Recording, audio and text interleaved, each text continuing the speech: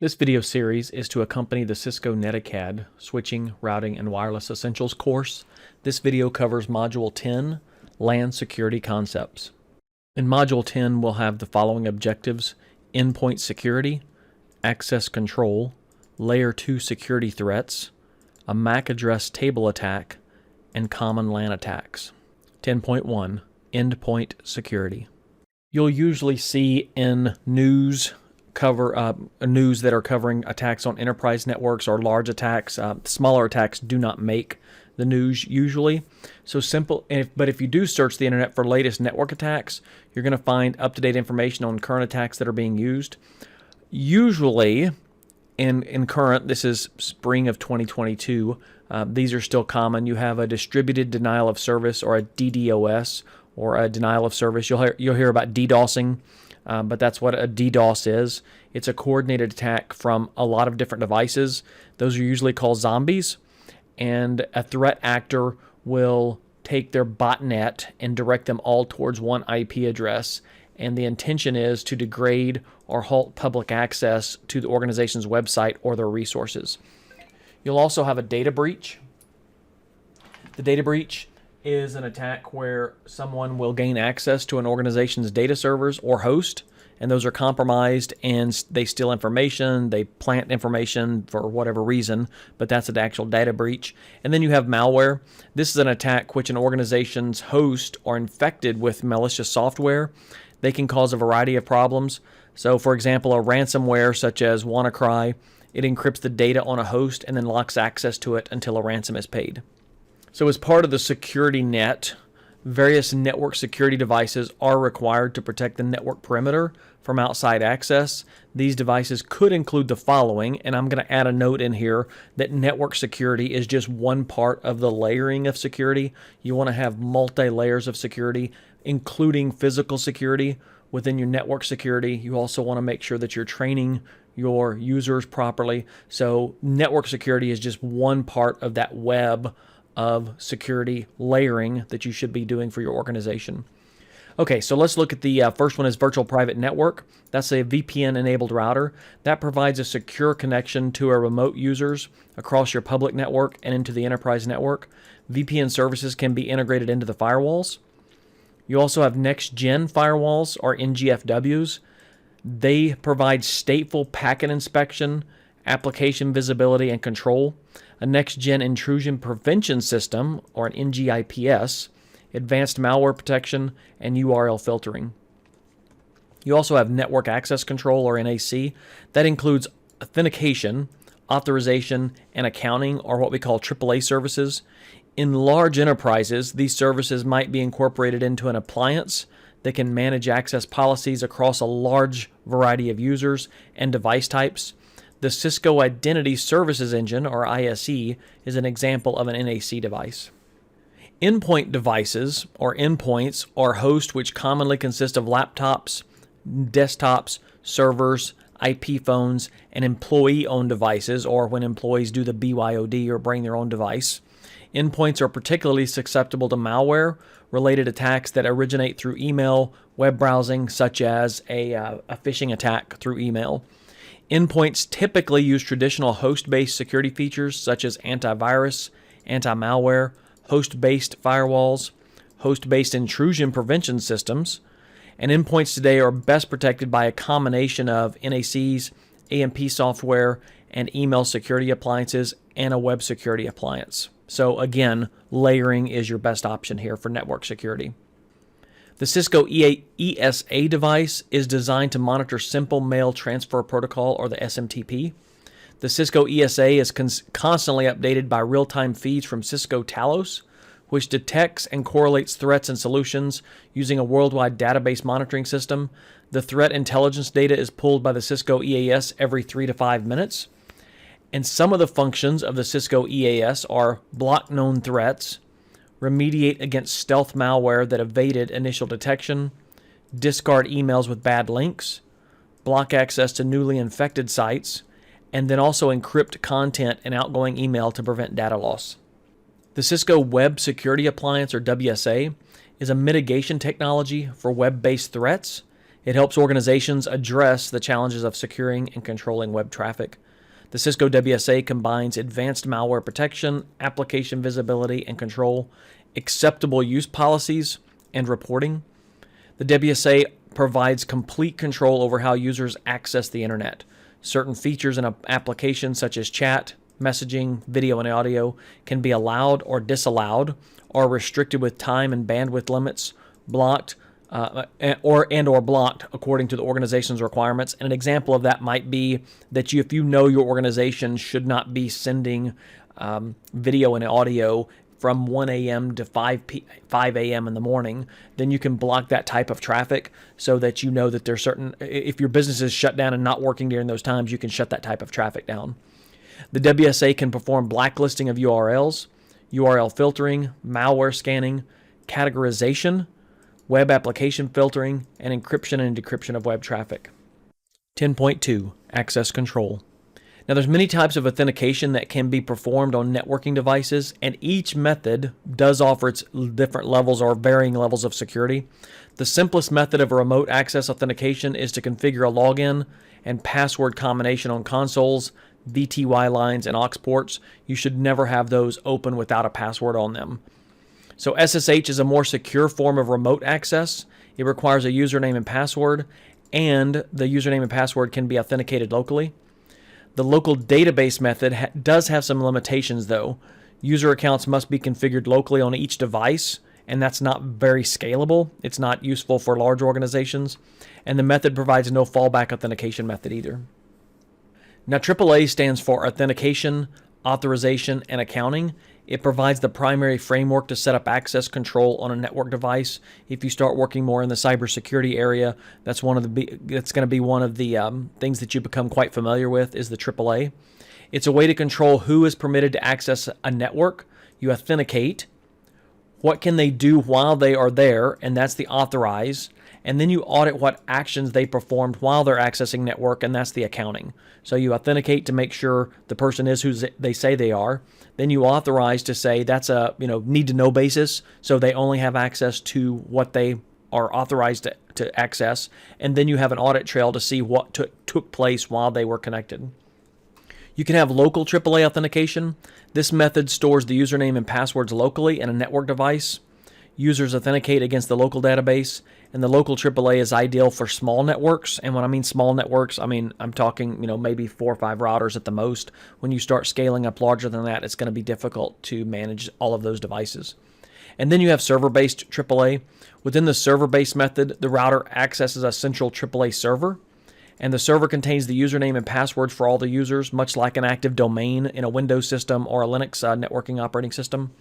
The router uses either the Remote Authentication Dial-In User Service, or RADIUS, or Terminal Access Control System, the TACACS+, and they use those protocols to communicate with the AAA server and authenticate users by their username and password in that database. And then when there's multiple routers and switches, server-based AAA is the most appropriate means to accomplish that without causing too much work load for the administrators. Now, authorization, it's automatic and does not require users to perform additional steps other than putting in their username and password.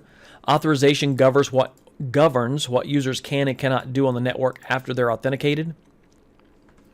Authorization uses a set of attributes that describe the user's access to the network. These attributes are used by the AAA server to determine privileges and restrictions for that user. Usually what's going to happen is your cybersecurity and your networking people, sometimes that's the same person, but you're going to sit down and create your security plan, and you're going to put people into groups, and those groups are going to have authorization of what they can do while they're in the network. And finally, we have accounting. That collects and reports usage data. The data can be used for purposes such as auditing or billing. The collected data might include the start and stop connection times, executed commands, number of packets, and number of bytes. The primary use of accounting is to combine it with the AAA. The AAA server keeps a detailed log of exactly what the authenticated user does while they're connected on that device. And this includes all exe configuration commands issued by the user. And the log contains numerous data fields, including the username, date and time, and then what actual commands that were entered by the user. This information is useful when troubleshooting devices. It also provides evidence for when individuals perform malicious acts. Now, the IEEE 802.1x standard, it's a port-based access control and authentication protocol. It does restrict unauthorized workstations from connecting to a LAN through publicly accessible switch ports. The authentication server authenticates each workstation that is connected to the switch port before making available any services offered by the switch or the LAN. And with the 802.1x port-based authentication, the devices in the network have specific roles. You have a client. This is the device running the 802.1x compliant software. It's available for wired or wireless. Switch. The switch acts as an intermediary device between the client and the authentication server. It requests identifying information from the client. It verifies the information with the authentication server, and then it relays a response to the client. And another device that could act as an authenticator is a wireless access point.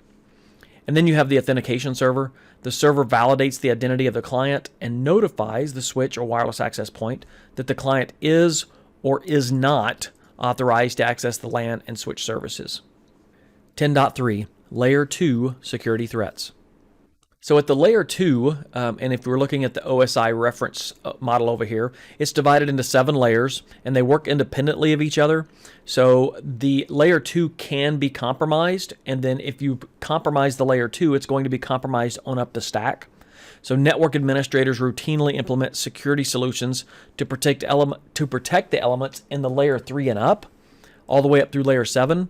They use VPNs, firewalls, IPS devices, which protect those elements. However, if the Layer 2 is compromised, then all the layers above it are also affected, and so all of your Layer 3 protections are no good anymore.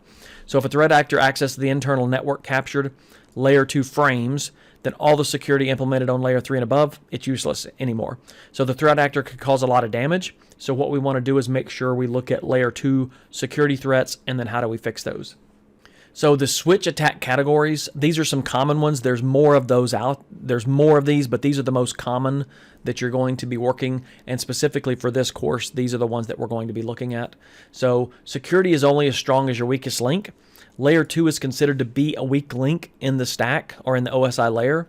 LANs were traditionally under the administrative control of a single organization. They weren't designed to be, LANs were not designed to be connected with other LANs originally. And so we trusted all persons and devices that were connected to our LAN. But today, with bring your own devices and more sophisticated attacks, LANs are more vulnerable than ever. So you have MAC table attacks. That includes MAC address flooding attacks. You have VLAN attacks, DHCP attacks, ARP attacks, address spoofing attacks, and STP attacks, or they attack the spanning tree protocol. You also have port security attacks, DHCP snooping, dynamic ARP inspection, poisoning attacks, and IP source guard, or that prevents the MAC and IP address spoofing attacks. So these Layer 2 solutions will not be affected if the management protocols are not secured. So these are some of the strategies that are recommended. You always want to secure variants of management protocols such as SSH, secure copy protocol, secure FTP, secure socket layer transport layer, or the SSL TLS. You also want to consider using out-of-band management network to manage devices. You can also use a dedicated management VLAN where nothing but management traffic resides. And you can also use ACL or access control list to filter unwanted access. 10.4, MAC address table attack.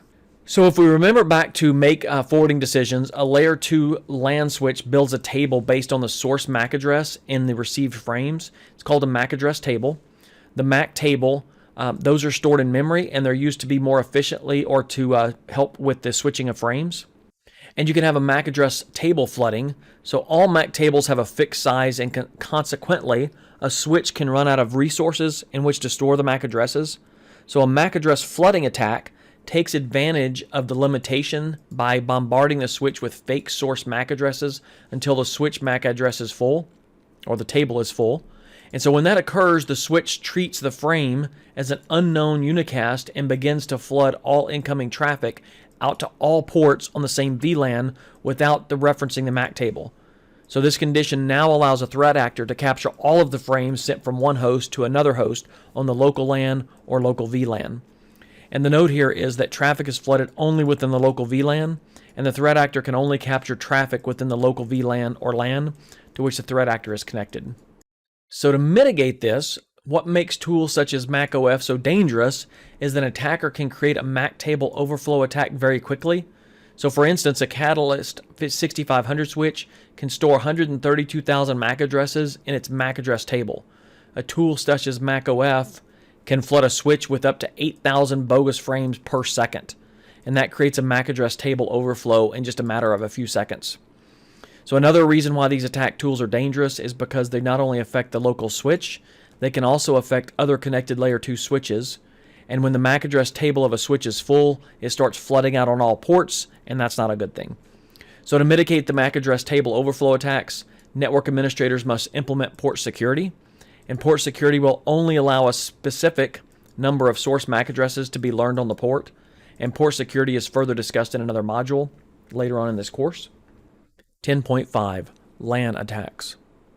A VLAN hopping attack enables traffic from one VLAN to be seen by another VLAN. So when we set up VLANs, we expect them for one VLAN not to be able to see another VLAN. But with this type attack, in a basic VLAN hopping attack, the threat actor configures a host to act like a switch to take advantage of the automatic trunking port feature enabled by default on most switch ports. The threat actor configures the host to spoof the 802.1q signaling and the Cisco proprietary dynamic trunking protocol, or the DTP. The signaling to the trunk with the connecting switch, and if successful, the switch establishes a trunk link with the host, as shown in the figure to the right. Now the threat actor can access all the VLANs on the switch, and the threat actor can send and receive traffic on any VLAN, effectively hopping between VLANs. We also have a double tagging attack. A threat actor in a specific situation could embed a hidden 802.1q tag inside the frame that already has a tag. And so now this tag allows the frame to go to a VLAN that the original tag did not specify. So there's 3 steps to this.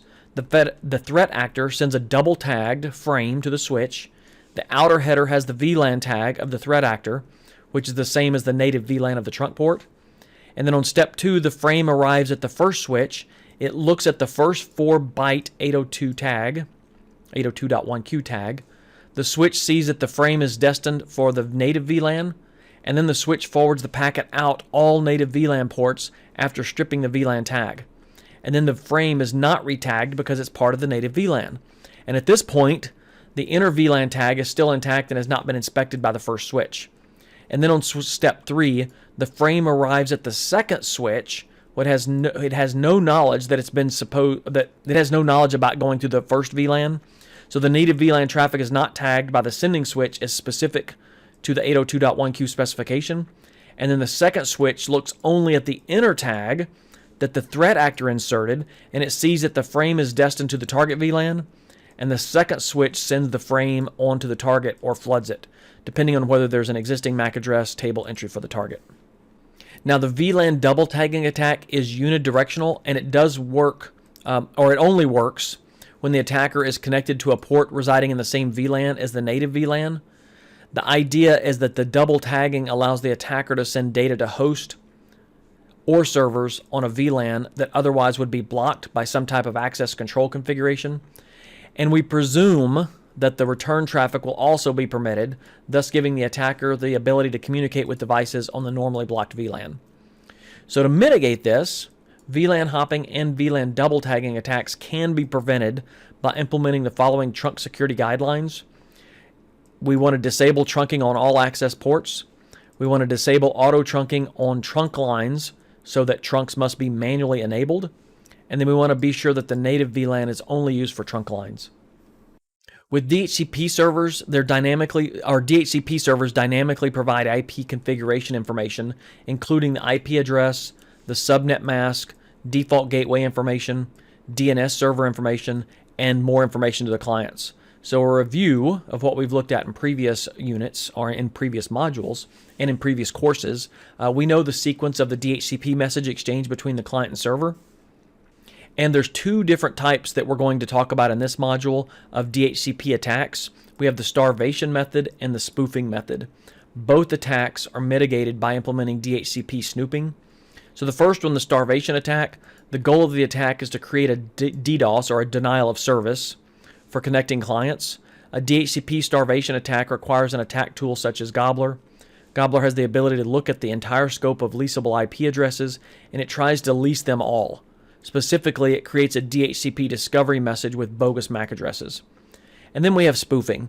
This occurs when a rogue DHCP server is connected to a network and it provides false IP configuration information. A rogue server can provide a variety of misleading information, including wrong default gateway, and the rogue server provides additional invalid gateway information or the IP address of its host to create a man-in-the-middle attack.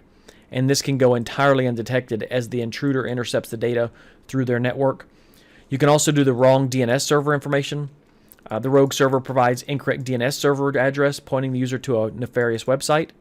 And then you can also do the wrong IP address. The server, or the rogue server, provides an invalid IP address, effectively creating a denial of service attack on the DHCP client. We also have ARP attacks, ARP attacks. Host broadcast ARP request to determine the MAC address of a host within a destination IP address. All hosts on the subnet receive and process ARP request, and the host with the matching IP address in the ARP request sends an ARP relay, or an ARP reply.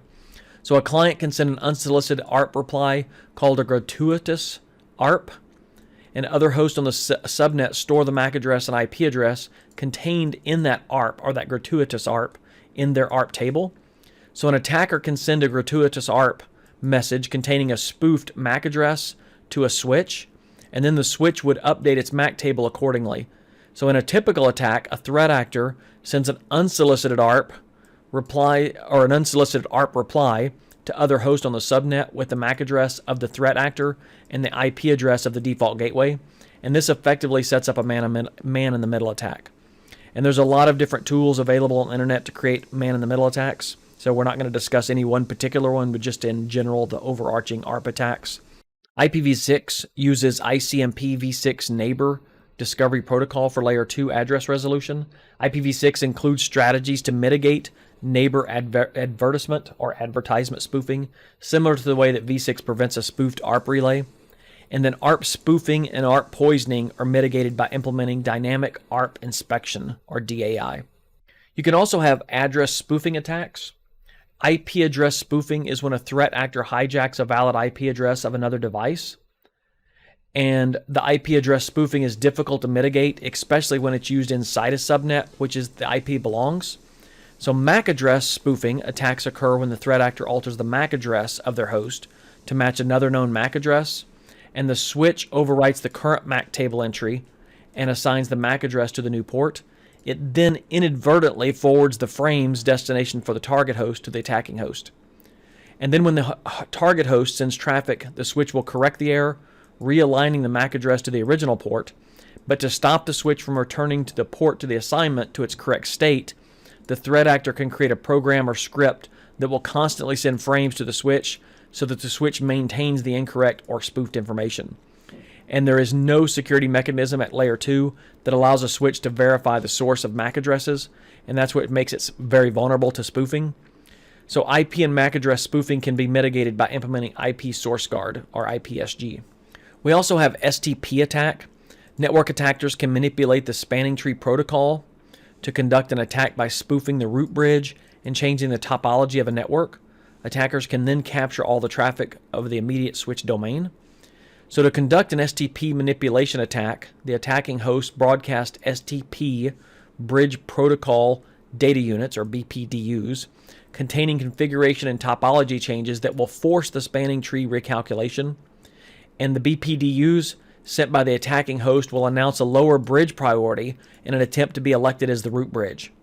So this STP attack is mitigated by implementing BPDU guard on all access ports, and BPDU guard is discussed in more detail later on in the course. And finally, we have CDP reconnaissance, the Cisco Discovery Protocol. It's a proprietary layer 2 link discovery protocol. It's enabled on all Cisco devices by default. Administrators also use CDP to help configure and troubleshoot network devices. CDP information is sent out on CDP-enabled ports in periodic, unencrypted, unauthenticated broadcast. So CDP information includes the IP address of the device, iOS version, platform, capabilities, and native VLAN information.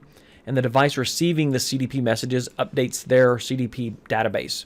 So to mitigate this, you want to limit the use of CDP on devices or ports. So for example, disable CDP on edge ports that connect to untrusted devices. You also disable CDP globally on a device. You use the no CDP run global config mode. To enable CDP globally, use the CDP run global config command. And then you also can disable CDP on a port using the no CDP enable interface config command. And then to enable it, you just run the CDP enable interface config command. And the note here is the link layer discovery protocol, or the LLDP, is vulnerable to reconnaissance attacks. So you want to configure the no LLDP run to disable LLDP globally, and then to enable it, or to disable LLDP on the interface, you do the no LLDP transmit or no LLDP receive. So what did we learn in this module? Hopefully you learned quite a bit. And this is the first slide for what did we learn in this module. You can pause your video and read over these. This is the second screen. And finally, we have the third screen.